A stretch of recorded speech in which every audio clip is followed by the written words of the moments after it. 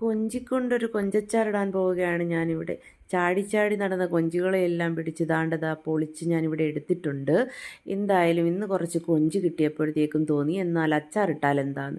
അങ്ങനെ അച്ചാറിടാനായി എല്ലാം റെഡിയാക്കി വെച്ചിരിക്കുകയാണ് കേട്ടോ. എന്തായാലും പൊളിച്ച് സുന്ദരന്മാരാക്കിയ കൊഞ്ചിനെയൊക്കെ എടുത്ത് ഞാൻ എണ്ണയ്ക്കകത്തിട്ട് ചെറുതായിട്ടൊന്ന് മൂപ്പിച്ചെടുത്തിട്ടുണ്ട്. ശേഷം എടുത്ത് വെച്ചിരിക്കുന്ന ചേരുവകളെ എല്ലാം കൂടി ചേർത്ത് ആ കൊഞ്ച് വറുത്ത എണ്ണയ്ക്കകത്ത് നല്ലെണ്ണയാണ് ഞാനിവിടെ യൂസ് ചെയ്തിരിക്കുന്നത്.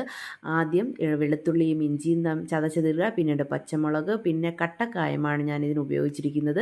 ആ കട്ടക്കായവും ഇട്ട് ഇതിനെ ഇത്രയും കൂടി നന്നായിട്ട് ഇളക്കിയെടുക്കുക.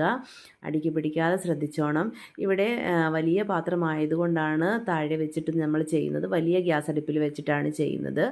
അപ്പോൾ പിന്നീട് ആ സാധനങ്ങളെല്ലാം മൂത്തതിന് ശേഷം നമ്മൾ ആവശ്യത്തിന് പൊടിവർഗ്ഗങ്ങളൊക്കെ ചേർത്തിട്ട് നമ്മൾ വറുത്ത് വെച്ചിരിക്കുന്ന കൊഞ്ചിനെ അതിനേക്കിട്ട് വിനാഗിരിയൊക്കെ ഒഴിച്ച് അതിനെ സെറ്റാക്കി എടുത്തിട്ടുണ്ട്. വിനാഗിരി ഒഴിച്ചതിന് ശേഷം ശ്രദ്ധിക്കേണ്ട ഒരു കാര്യം, നമ്മൾ 5 മിനിറ്റ് അടച്ച് വെച്ച് അതിനെ ഒന്നുകൂടി വേവിക്കണം കേട്ടോ. അടിപൊളി റെസിപ്പിയാണ്. വിനാഗിരി ഒഴിച്ചിട്ട് സിമ്മിലിട്ട് 5 മിനിറ്റ് അതിനെ അടച്ച് മൂടി വെക്കണം കേട്ടോ.